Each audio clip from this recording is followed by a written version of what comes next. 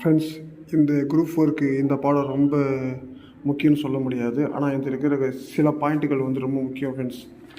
இதில் வந்து இந்த என்ன பாயிண்ட்னா, இந்த சென்னை வாசிகள் சங்கம் 1852, கிழக்கிந்திய அமைப்பு 1866, சென்னை மகாஜன சபை 1884, பூனா சர்வஜன சபை 1870, பம்பாய் மகாஜன சங்கம் 1885. இது வந்து பொறுத்துக்களை கேட்டாலும் கேட்பாங்க ஃப்ரெண்ட்ஸ். இது ரொம்ப முக்கியமான ஒரு பாயிண்ட்டு.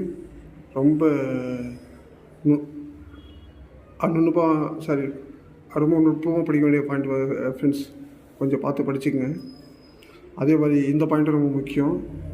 தாத்தாபாய் நவ்ரோஜி, நீதிபதி ரனடே, ரமேஷ் சந்திர தத் ஆகியோரெலாம் என்ன பண்ணாங்கன்னா, இந்தியாவினுடைய பொருளாதார வளர்ச்சிக்கு காலனி ஆதிக்கமே முக்கிய தடையாக உள்ளது என்று அவர்கள் முடிவு செய்தனர் அப்படின்னு சொல்லிட்டு அந்த கருத்தை தெரிவிச்சிருக்காங்க. அவங்க அது வந்து முடிவு பண்ணியிருக்காங்க. இந்த 3 பேரும் இந்த பாயிண்ட் கொஞ்சம் ரொம்ப முக்கியம் ஃப்ரெண்ட்ஸ். கொஞ்சம் பொருளாதார ரீதியாக ரொம்ப முக்கியம். இந்த பாயிண்ட் ரொம்ப முக்கியம் ஃப்ரெண்ட்ஸ். கொஞ்சம் நோட் பண்ணி கொஞ்சம் படிச்சுங்க ஃப்ரெண்ட்ஸ். தேங்க்யூ.